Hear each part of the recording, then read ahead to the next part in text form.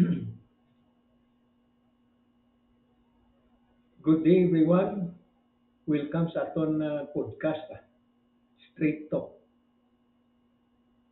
Karon mga adlaw mga kabayanan, ang aton pagasugilanunan amo ining parte sa Build, Transfer, Maintain Agreement nga ginkasugtan sa siyudad sa Bacolod, represented by Mayor Albi Benitez, kag sa isa ka korporasyon mga kabayanan, ang ngalan High Data Infra Corporation.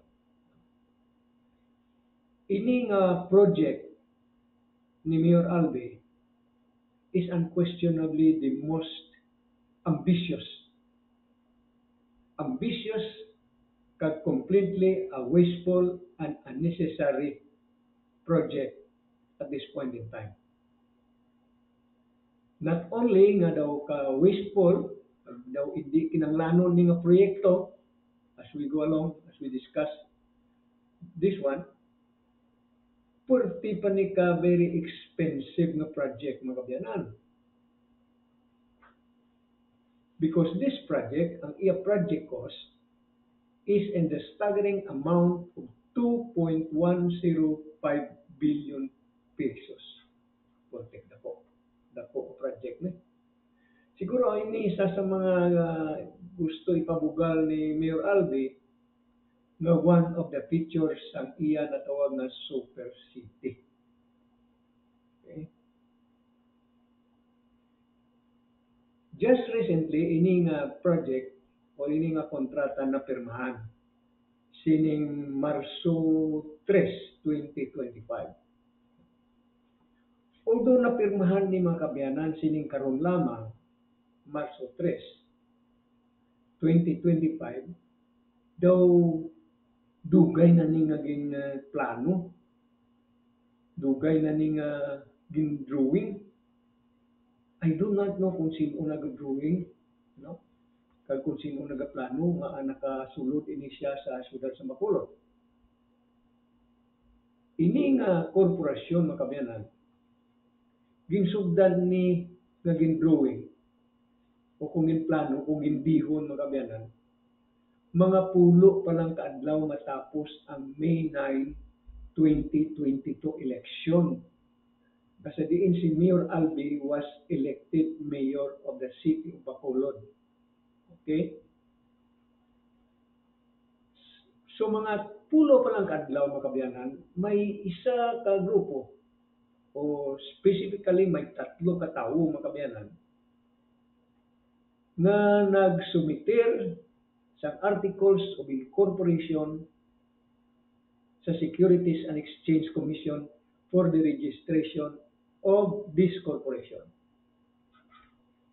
High Data Infra Corporation. 3 tao. So, yung 3 ka tao, upod sa isa ka korporasyon represented by one of these people, nag-file sang Articles of Incorporation sa Securities and Exchange Commission. Kag of course, ining Articles of Incorporation na tagaan sang Certificate of Registration sang July 14, 2022.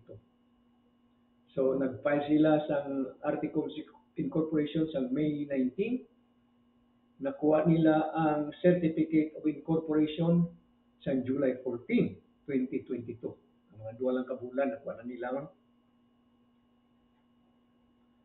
Kag mga way pagani sa katuig nga na-incorporate ining korporasyon ng kabayanan, nagsubmitter na sila sa unsolicited proposal sa siyudad sang Bacolod sang inatawag nato ni subong nga Build, Transfer, Maintain Agreement. I do not know kung diin ni sila nakakuha kay hindi man taga Bacolod. How come nga nakahatag ni sila sa proposal? It's by itself a mystery. But sige na lang, no? Naghatag sila sa proposal mga kabayanan.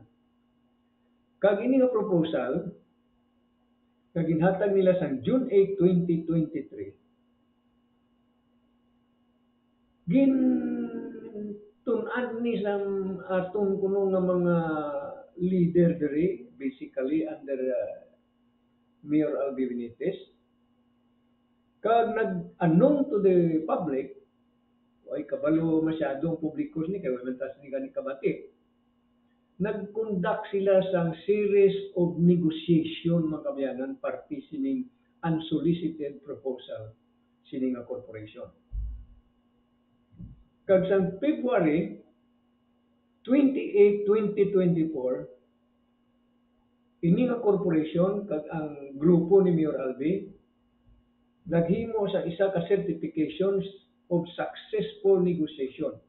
So nag-certify sila na successful ang negotiation mga kabayanan. And then of course, ang sa March 3, sining karon lamang 2025, ginpirmahan na ini nga kontrata.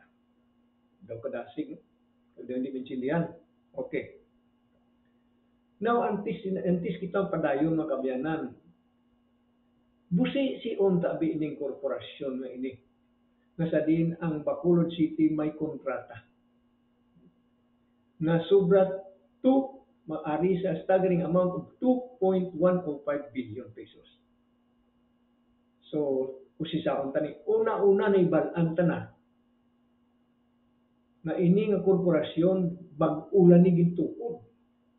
Daw sa gintukod lang gibala ini mga kabayanan kung lantawon mo lang para lang sini nga kontrata. Kag sa kadako pa nga value sa kontrata. So, dili na lang ta masugod abi sa July 14, 2022. Kay kung gindihon ni magsuspitsa makita ang kabayanan nga pa si antes pa ni eleksyon na dihon-dihon na ni, obra na ni, no? At diri lang kita anay. Sa July 14 na ni siya ginsuran na naging korporasyon siya. Pero almost just barely 1 year, nakahimo na siya sa unsolicited proposal sa siyudad sa Bacolod. Lantawon ta ining korporasyon. Nano ini nga korporasyon. Ginlantaw naton makabayanan ang Articles of Incorporation sa sininga corporation. Kag sa aton paglantaw sa pag-usisa, nakita naton mga kabayanan nga ang ini nga korporasyon may authorized capital stock nga 100 million lang. 2 billion something ang kontrata, ang kapital sini, authorized pa lang niya. Authorized capital stock is 100 million. Pero, 3 ka tao lang kag isa ka corporation ang nagdihon sini, ang nag-subscribe sini. Ang isa diri mga kabayanan nga nag-subscribe amo si Anthony Christian Silva Angeles. Kagabalo kamo pilangin subscribe niya, 1 share. Kag pilang value sang 1 share, 100 pesos. Kag pilangin bayad niya, nga amot sa korporasyon ni mga kabayanan is also 100 pesos. Another na nag-subscribe, si Maria Aurora Francisco Mauricio. Pilang subscribe yan? 1 share. Kag pilang bilis ang 1 share? 100 pesos. Pilang imbayad niya bilang amot sa sininga korporasyon? 100 pesos man. Another is Catalina Fee Mabilangan Kanson. Ang iya share mga kabayanan, again subscribe, isa man ang ka-share na may value sa 100 pesos, kag ang iya paid up o ginamot niya sa siningang korporasyon bilang kapital mga kabayanan is only 100 pesos. Kag ang isa pa di nga korporasyon nga gin-represent man sa isa sa ila mga kabayanan, amo ang SMS Global Technologies Incorporated nga ginrepresentahan ni Anthony Christian Silva Angeles. Ang gin-subscribe niya is 299,997. Kag ang value sini is 20,999,000 999,700. Pero ang paid up niya o kung inamot siya kapital sa niyang corporation is only 999,700.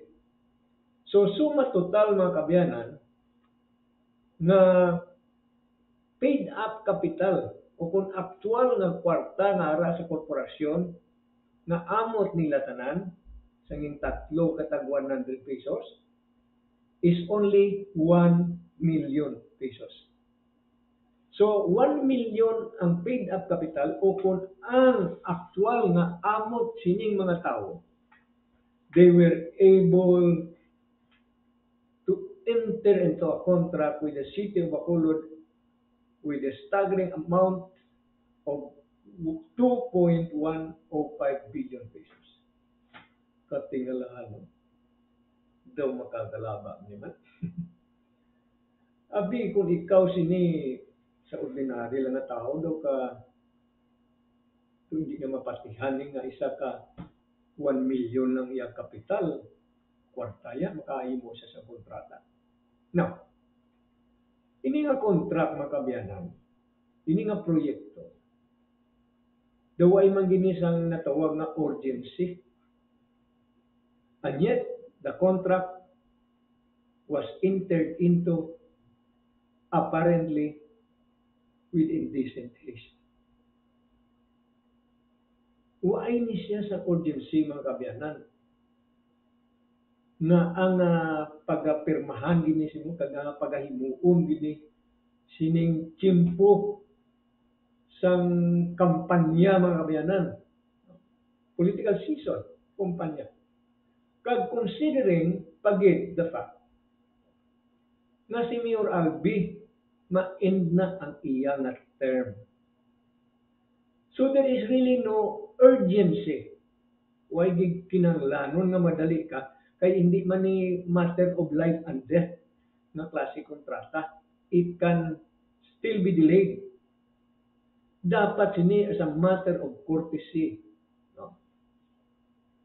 Sa aton mga palabuton nga mayor, considering nga si Mayor Albi is no longer running for re-election, kag hindi na siya maglagan mayor, elementary courtesy demands mga kabyanan or requires na hindi lang niya na inipagpirmahan. Ibili na lang niya ni sa madason nga mayor sa siyudad sa Bacolod. So duwang nanding posibilidad mag-mayor. Si Mayor, Vice Mayor Elsie Pamilaran o kung si Congressman Greg Sataya. No? Di mahulat na lang kita tani. Di nga hulaton ta na lang ni sila.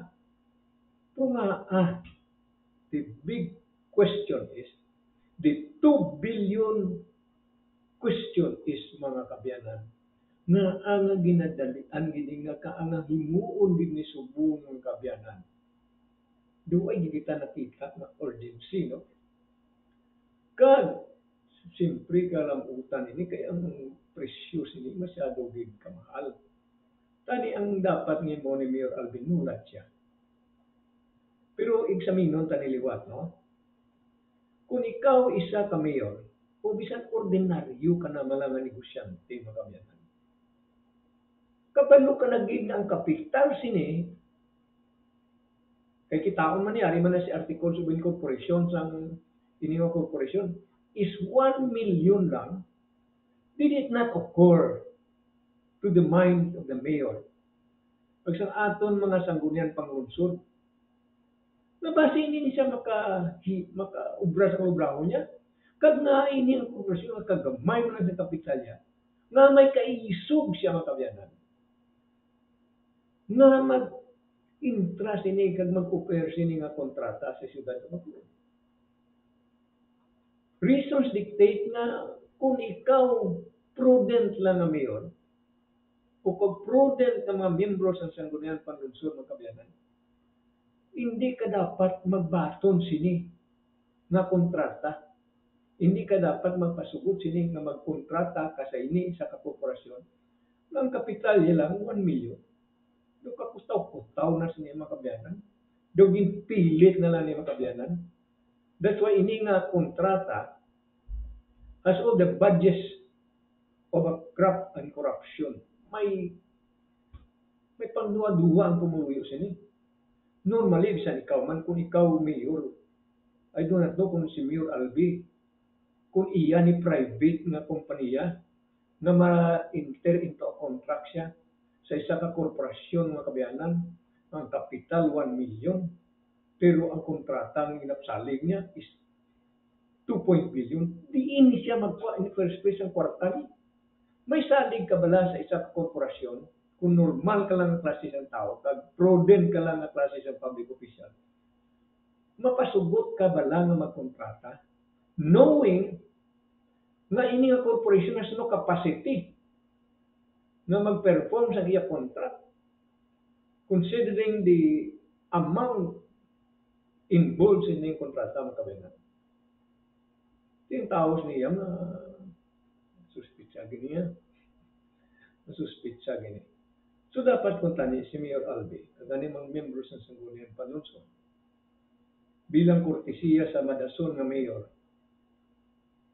why na lang nani, hunibulat na lang nani nila ni. Kahit basi man mga kabayanan, there is a strong possibility that the next mayor of Bacolod, especially kung ang nason nga mayor si Mayor, Vice Mayor Elsie Pamisaran, hindi gini siya magsugot.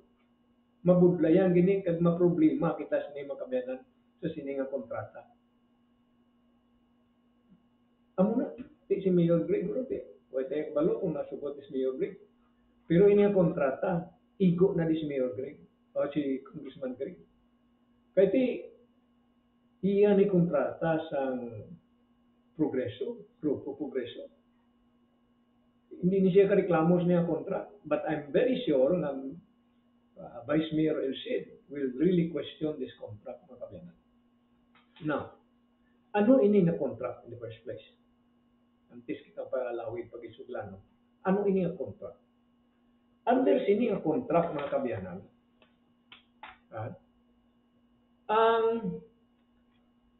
ang High Data Infra Corporation mapatindog mga kabayanan sa isa ka sentro panahon nila ni may establish ini sa under this contract, may establish ni siya mga kabayanan sa isa ka centralized command center. Ilang taon ka na makabayanan ang Lord sa kontrata. Kag ang pagkahimuon sa mga korporasyon. Mapatindog sa centralized command center. Saan siya ka lugar mga kabayanan, dira na siya ang command center. Dasa ano pagin? Mapatindog sa intelligence street lamp poles with video surveillance kag analytics. So may mga poste niya mga kabayanan under this contract, may patindog, huwag magani nambal kung pila ka poste ning patindog, kag pila ka video surveillance camera nga ibutang sa mga poste ni. Huwag ni na-define, I don't know somewhere, basta ari naman ho. Pero nag-over ko na ning kontrata, naway ko nakita kung pila ka numbers ang poste, kag ano kadako ning ang natawag nila centralized command center. Kag sino magastos ini sa centralized command center mga kabayanan nga patindugon diri sa siyudad sa Bacolod. Kag ining intelligence street lamp poles with video surveillance and analytics may patindugon ni mga poste sa palibot sa siyudad sa Bacolod na may mga video camera na nag-analyze mga kabayanan kaya imo analysis ni video camera.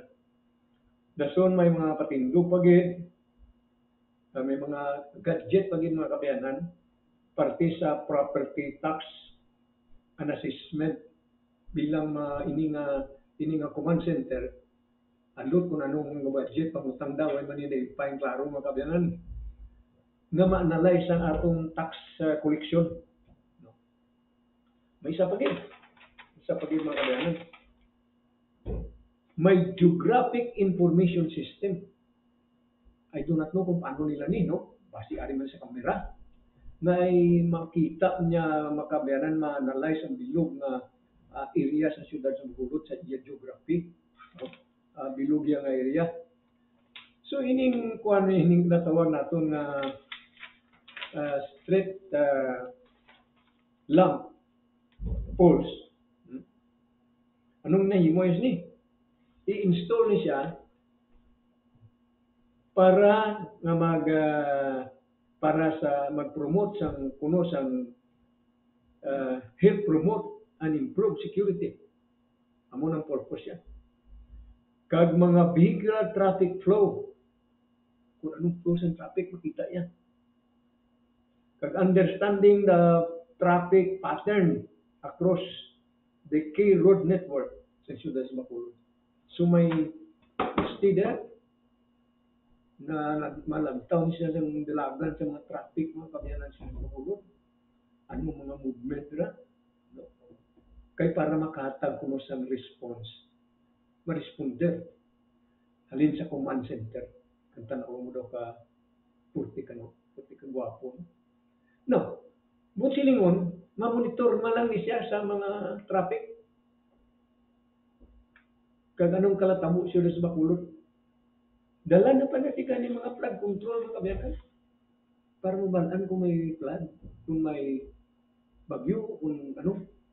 I don't think there is really a need na ma-monitor, na malantaw gid sining command center na may bagyo, na may flood. Kita o man balugan tao, may sunog abi. May respond dahil mga tao may sunog din, may ma-responder mga dahil. Hindi man kinanglan mo bayag kita tag 2 billion mga biyanan para sining ibutang na sa command center para mabalaan ta kung may sunog, para maka-responder. Kung may sunog mga kabayanan, in a matter of seconds, minutes, may ma-respond man, hindi na kinanglan yung command center mga kabayanan para maka-responder sa sunog. Di kung may binungguan na ito sa traffic, ano kinahimo sa command center? Kung may binungguan na manawag man na, dukay-dukay ara naman. Hindi na ta magastos 2 billion mga kabayanan para sini. Di kung may black flood, kung may bagyo, hindi naman natin kinanglan ng command center.